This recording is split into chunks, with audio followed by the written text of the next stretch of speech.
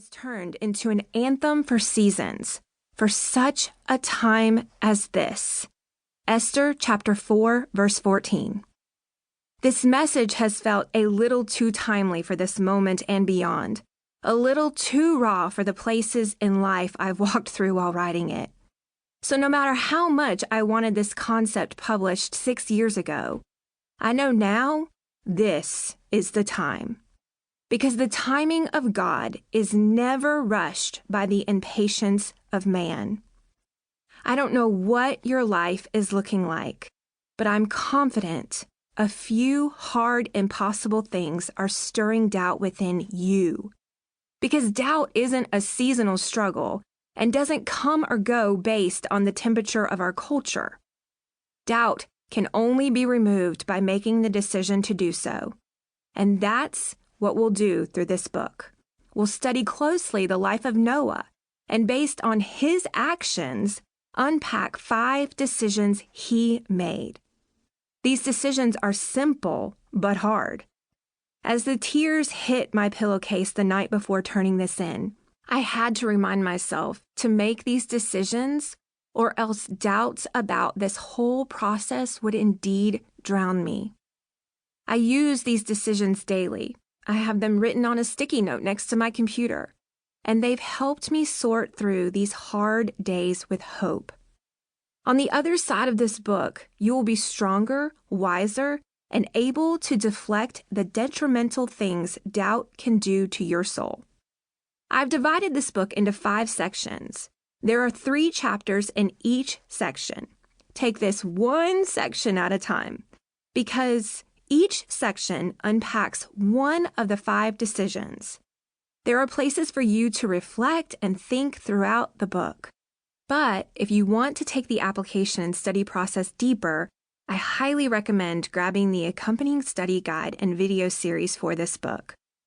I have a lot of hopes for you as the recipient of this message, but my greatest hope is that God would meet you here and change something deep in you that doubt has tried to destroy. You all in? Well, then let's get going. Nicki. Decision 1. To walk with God. Chapter 1. The mess of you. What if I told you it's you? You are actually the greatest struggle you will ever have to overcome in your life. Way to ease into this, right? I mean, usually these types of conversations have a more comfortable and slow beginning. But sometimes we just need someone to be honest and upfront with us about where we're at in our process, and then get going with the plan to allow change to begin. I've learned this the hard way, and I wish someone had sat me down and said these things I'm about to share. There are days when it will feel as though life has been exceptionally unkind to you. If those hard days extend into a long season, life will try to convince you it has a new rhythm, one that makes you feel offbeat every step you take. Life can often feel like a bully throwing punches at us we didn't see coming.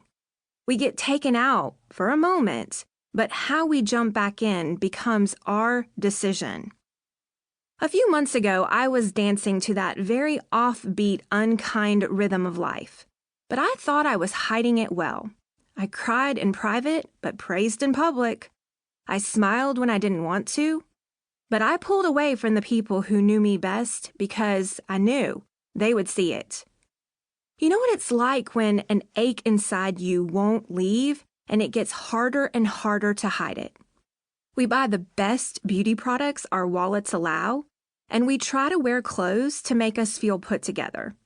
But our lack of sleep-induced bags under our eyes show we're not dancing through life like we thought we were. It's those seasons when we post those yellow sticky notes on our mirror that say, "Find joy today," all in hopes that even though we are living in the valley of hard things, consumed with doubt, somehow we can hide it if we just put our mind in the right direction.